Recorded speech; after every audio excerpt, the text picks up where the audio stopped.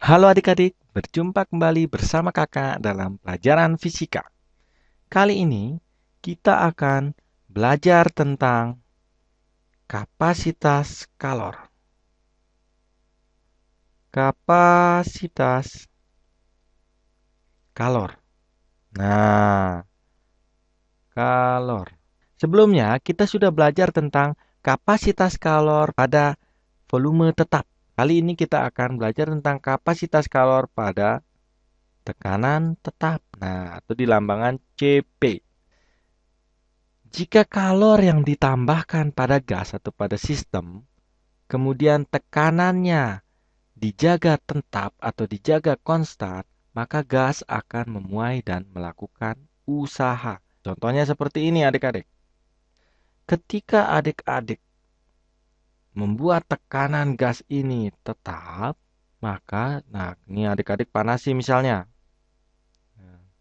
Oh, ini diberikan kalor atau dipanasi, maka gas ini akan memuai sehingga dia akan mengalami ini. Nah, jadi volumenya didiamin bebas.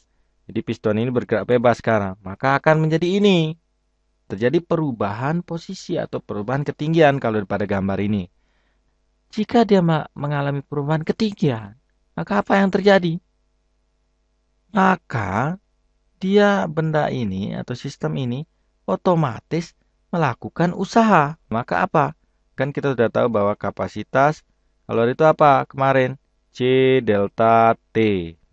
Jadi karena pada tekanan dijaga konstan, maka Q sama dengan CP delta T. Kemudian apa? Dari hukum satu termo bahwa apa bunyinya hukum satu termo bahwa Q sama dengan delta U ditambah W. Ini delta U ditambah W. Ini bunyi hukum satu termodinamika. Karena pada kasus yang tadi itu bahwa tekanannya dijaga konstan tapi volumenya boleh berubah-ubah, maka dia mengalami yang namanya usaha. Sehingga apa jadinya? Q sama dengan apa? Sama dengan delta U ditambah P delta V. Nah, jadi kan usaha itu kemarin waktu kita belajar tentang termodinamika pada pertemuan sebelumnya. Jadi P usaha itu sama dengan P tekanan dikali delta P, delta V atau delta volumenya, perubahan volumenya. Karena Q ini sama dengan CP kali delta T, maka kita masukkan di sini. CP kali delta T. Jadi yang ini kita masukkan ke sini. Persamaan 2. Ke persamaan 2. Nah, jadi Q ini kita masukkan. Nah, seperti ini. Nah, jadi CP ini turun. CP delta T sama dengan delta U ditambah P delta V. Oke, kemudian kan kemarin kita sudah membahas jika perubahan suhunya sangat kecil bagaimana? Maka jika jika apa? Jika delta T sangat kecil, maka apa? Maka CP dt jadinya sama dengan du ditambah apa? P dp. Nah, ini jadinya. Kemudian karena di mana? Nah, kemarin kan kita udah belajar bahwa CV itu sama dengan laju perubahan energi dalam. Nah, maka kita masukkan DU ini ke sini.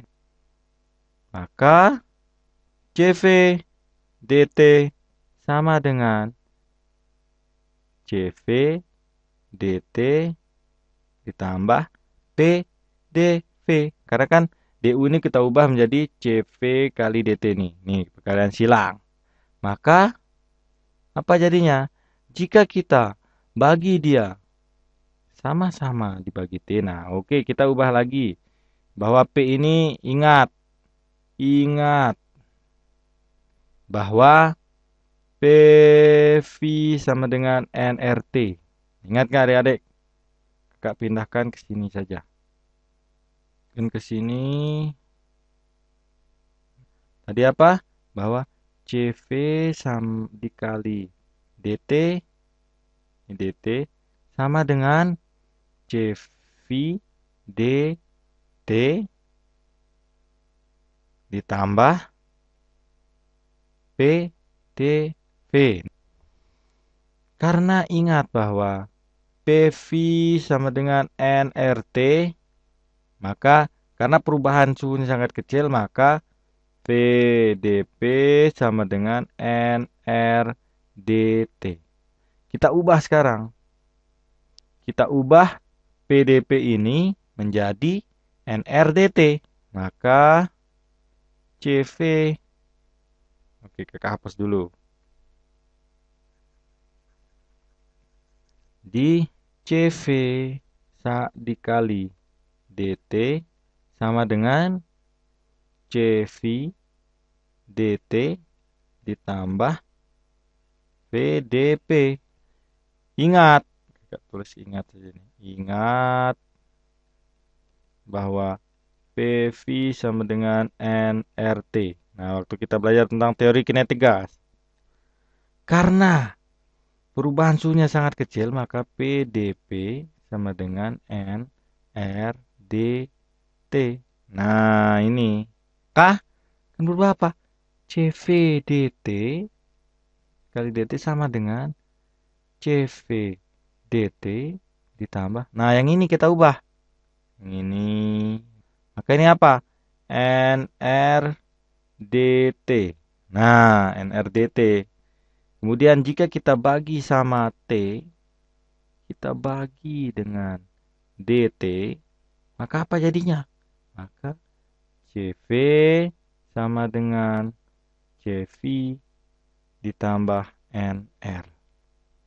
Inilah kesimpulan kita bahwa CV itu lebih besar daripada CV, di mana CV itu sama dengan du dt. Nah, laju perubahan energi dalam. Jadi, untuk pertemuan kali ini tentang kapasitas kalor pada saat tekanan dijaga tetap, maka besarnya adalah kapasitas kalor pada volume tetap ditambah NR. Nah, jadi itulah kesimpulan kita kali ini yang dimana bahwa CV ini lebih besar dari kapasitas kalor pada tekanan dijaga konstan itu lebih besar daripada kapasitas kalor ketika volume dijaga konstan. Untuk pertemuan kali ini kakak cukupkan. Terima kasih atas perhatian adik-adik. Sampai jumpa pada pertemuan berikutnya mengenai proses-proses dalam termodinamika.